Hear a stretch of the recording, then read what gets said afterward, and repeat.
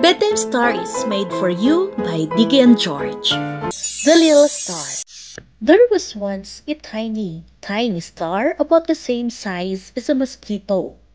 The star lived in space, next to its parents, which were two absolutely enormous stars. The tiny star was very curious and always wanted to know what was going on.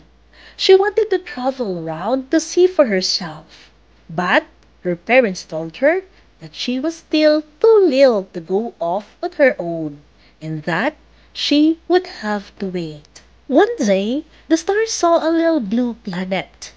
The planet looked so lovely that the tiny star forgot her parents' rules, and off she went to get a better look at it. But she flew so fast, so incredibly fast, that she soon got lost and didn't know where home was. When she arrived on the blue planet, which was the Earth, the people and animals thought she was a very bright firefly, and everyone wanted to catch her. She fled as fast as she could, frightened, and she hid herself under a sheet. Seeing the sheet moving, everyone thought that she was a ghost, and they ran off terrified.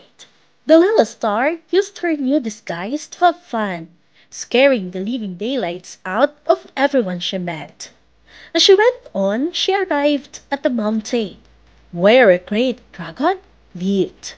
The little star tried to scare the dragon too, but she didn't know that it was a ghost-eating dragon. She only got a whiff of this when she found herself surrounded by the flames that the dragon had spit at her. Luckily, she was a very hot little star, so she managed to escape the dragon and its flames. However, she had been frightened to death, and this combined with the sadness of missing her parents. She cried for a little while, but then, as night fell, she got an idea to help her find her parents. She went to a very high mountain and found a big boulder. Then, looking up the sky, she hid behind the boulder, then reappeared, then hid again, and so on. Her parents were very worried about her and were searching everywhere to find her. They saw her light appearing and disappearing off in the distance. Instantly, off they flew to find her.